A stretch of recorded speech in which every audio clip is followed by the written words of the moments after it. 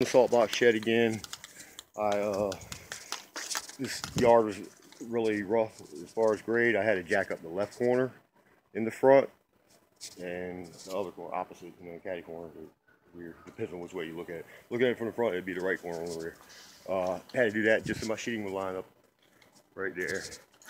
Some blocks, they don't mean anything right now. Everything right there means something. That sheeting has to line up on this end. Sorry, or whatever end you start on. Alright, tack the front sheet on. Front sheets. It's this shed takes on the front, it takes 12 foot. It takes a full boat and a 48-inch cross cut. These are cut at 43 inches. Yeah, 43-inch rips on the front. So you have a full boat, 43-inch rip, do a cross cut on one of the sheets before you even start ripping stuff. Cut one of those cross cuts at 43 on a rip. That takes care of the front. All right, the rear. All right, I just had to jack up both corners just to get the sheeting to lay on the front, just to get it to line up. All right, see where I'm at right here? All right, that corner right there that I jacked up, I have to pull that back down some now. Now that the front's nailed off, now I can pull this back down some. All I gotta do is take a couple of those shims out. Not even much, it only has to go about a half of an inch. By the time I take that piece of 3/4 out, it's probably gonna be too much. I think I got some 3/8 on there, I'm not sure. This side over here takes a full boat, takes a 48-inch cross cut.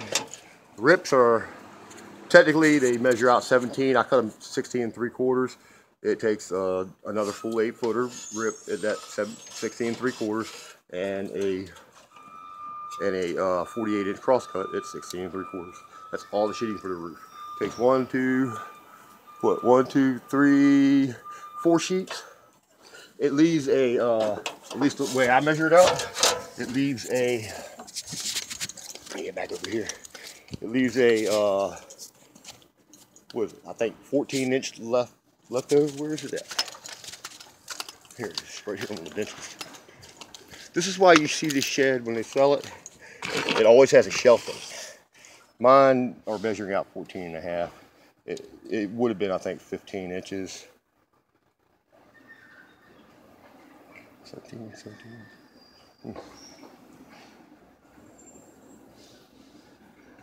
No, it would have been 14 inches if I'd measured the other pieces out at 17. So I'm giving it a quarter. But this is the reason. This one piece of sheeting is always left on the roof on this design shed without a ring. The ones at Home Depot and Lowe's have it.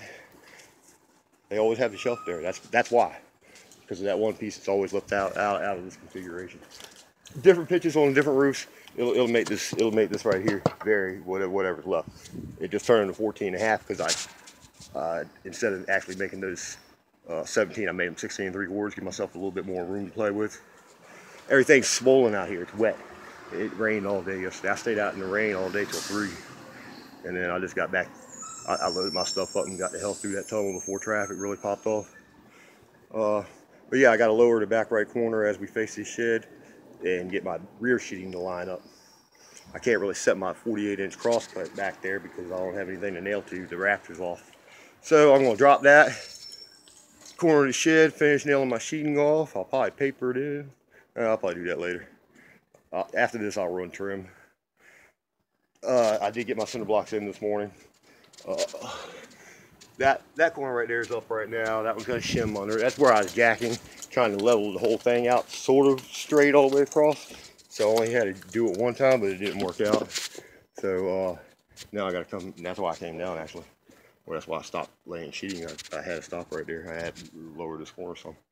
I guess that's about it for right now. Yeah, sure. Yeah. All right, we're gonna pause this for now. If I think of anything, I'll start it back up.